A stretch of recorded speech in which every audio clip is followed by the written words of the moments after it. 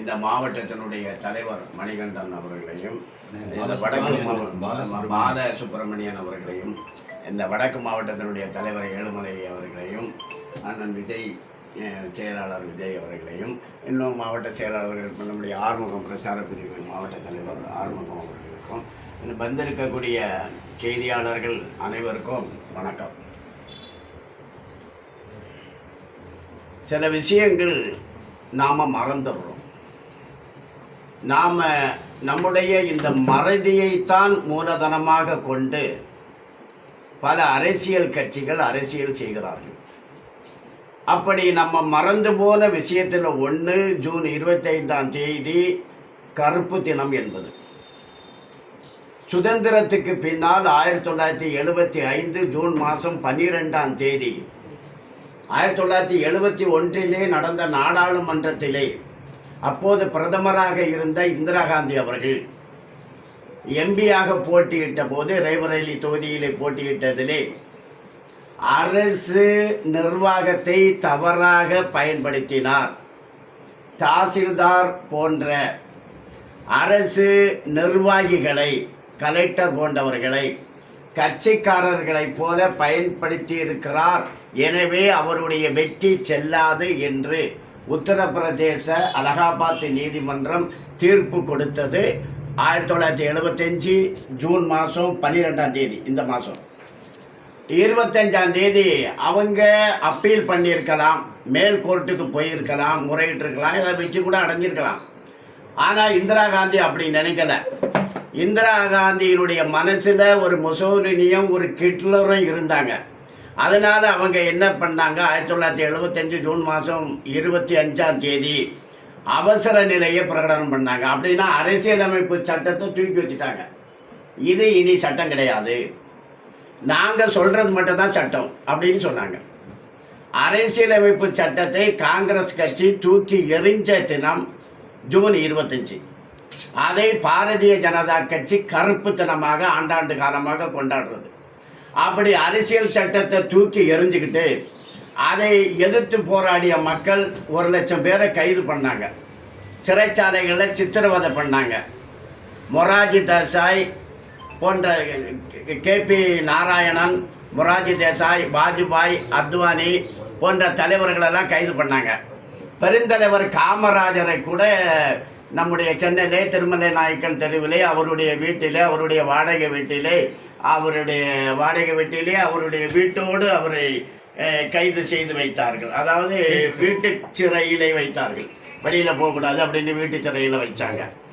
அப்படி ஒரு கொடுமை நடந்தது. அப்படி அரசியலமைப்பு சட்டத்தையே தூக்கி வீசியவர்கள் இன்னைக்கு, நேற்றைக்கு முந்த நாள் நாடாளுமன்ற வளாகத்தில் அரசியல் சட்டத்தை கையில் தூக்கிக்கிட்டு போராடுறோம், அரசியல் சட்டத்தில் யாரோ ஏதோ பண்ண போகிறாங்க அப்படின்னு அவங்க சொல்கிறாங்க. அவங்க சொல்கிறது என்னென்னா, அரசியலமைப்பு சட்டத்தில் திருத்தம் கொண்டு வர போகிறாங்க அப்படின்னு சொல்கிறாங்க. அரசியலமைப்பு சட்டத்தில் இதுவரைக்கும் 160 முறை திருத்தம் கொண்டு வந்திருக்கப்பட்டிருக்கிறது. அரசியலமைப்பு சட்டத்தில் திருத்தங்கிறது சகஜமானது. இதுவரைக்கும் 160 திருத்தம் நடந்திருக்கு. காங்கிரஸ் கட்சியே 150க்கு மேலே திருத்தம் பண்ணியிருக்கு அரசியலமைப்பு சட்டத்தில். உதாரணமாக முந்தா நாளைக்கு ஒரு சட்டம் வந்திருக்கு. இந்த நீட்டு பொது தேர்வு இருக்குல்லவா, அந்த பொது தேர்வு அந்த வினாத்தாளை திருடி அதை மாணவர்கள்ட்ட கொடுத்து அவங்கக்கிட்ட பணம் வாங்கி அப்படி ஒரு குற்றம் நடக்குது இல்லவா. இம்மாதிரி குற்றம் எல்லா இடமும் நடக்குது, எல்லா தமிழ்நாட்டிலையும் நடக்கும், எல்லா ஊர்லேயும் நடக்கும். இப்படி குற்றம் நடந்தால் அதுக்கு ஒரு சட்டம் இருக்குது, அதுக்கு ஒரு தண்டனை இருக்குது. ஒரு 6 மாதம் சிறை தண்டனை, ஒரு 10,000 ரூபா அபராதம், அப்படி தான் இருக்குது. ஆனால் அது போதாது அப்படின்னு சொல்லி 10 வருஷம் சிறை தண்டனை, 1 கோடி ரூபா அபராதம் அப்படின்ட்டு ஒரு சட்டம் இப்போ திருத்தம் முந்தா நாள் நாடாளுமன்றத்தில். அது சட்ட திருத்தம் தான்.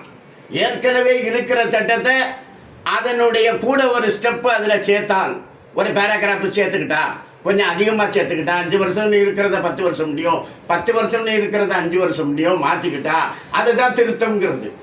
இம்மாதிரியான திருத்தம் காங்கிரஸ் ஆட்சியில் 160 முறை பண்ணியிருக்காங்க.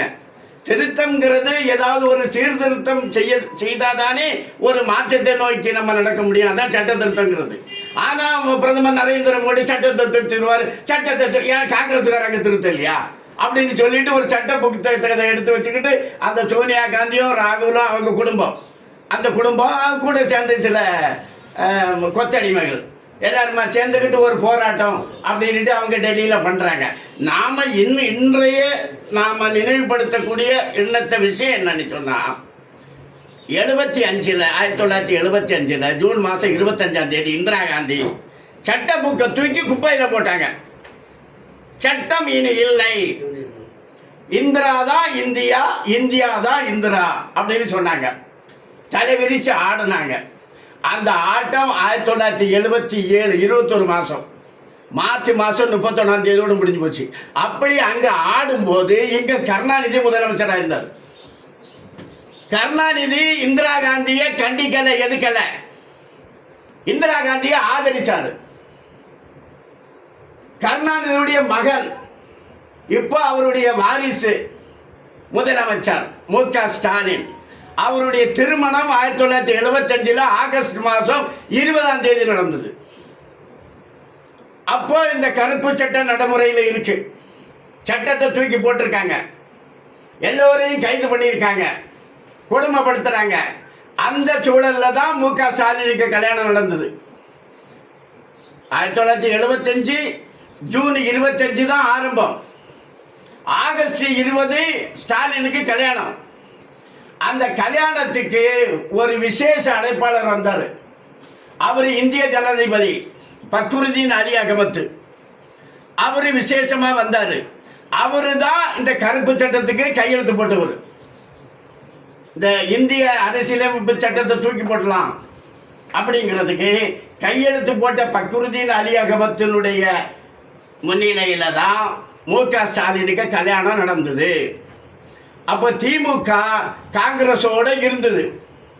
75 இது 76 ஜனவரி 31ஆம் தேதியோட அந்த சட்டமன்றம், திமுக சட்டமன்றம் டேட் முடியுது, 5 வருஷம்.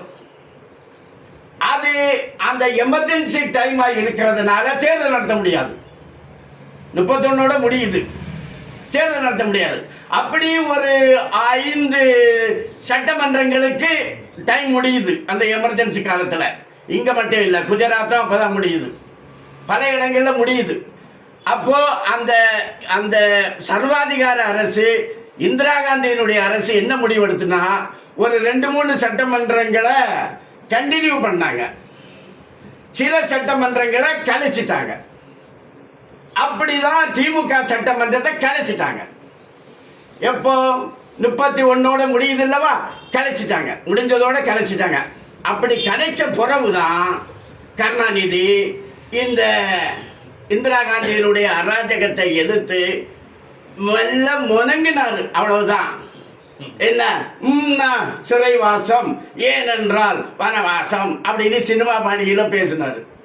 அவங்க திமுக காரங்க யாரும் எதுக்கல, பல்வேறு குற்றங்களுக்காக. அப்போ போலீஸ் அதிகாரம் திமுக கிட்ட இல்லை. ஏன்னா ஆட்சி முடிஞ்சு போச்சு, ஆட்சி கலைக்கல. 31ஓட முடிஞ்சு போகுது, ஜனவரி 31 முடிஞ்சு போகுது, அதனால முடிஞ்சிடுச்சு. அதனால போலீஸ் இல்லை. அதனால பல்வேறு குற்றங்களுக்காக சிறைக்கு போன திமுக காரங்க எல்லாரும் மிஸ்ஸாவில் தான் போனாங்க. மிஸ்ஸானா கருப்பு சட்டத்தை எதிர்த்து போராடுறது. மிஸ்ஸா சட்டம்னு சட்டம் இந்திரா காந்தி அறிமுகப்படுத்தினாங்க. விசாரணை கிடையாது, ஒன்றும் கிடையாது, அப்படியே தூக்கி உள்ள தூக்கி போட்டுருது. அதனால திமுக காரங்க எந்த குற்றத்துக்காக ஜெயிலுக்கு போனாலும் மிஸ்ஸா அப்படின்னு சொல்லிக்கிட்டாங்க. அவங்க பேருக்கு முன்னாடி மிஸ்ஸா அப்படின்னு போட்டுக்கிட்டாங்க. ஆனால் அதை முக்கியமாக எதிர்த்து போராடியது ஸ்தாபன காங்கிரஸ், முக்கியமாக எதிர்த்து போராடியது RSS அமைப்பு, BHP அமைப்பு, இந்து முன்னணி அமைப்பு போன்ற இந்து மத அமைப்புகள், RSS போன்ற அமைப்புகள் தான் எதிர்த்தது எதை, அந்த கொடுமையான சட்டத்தை.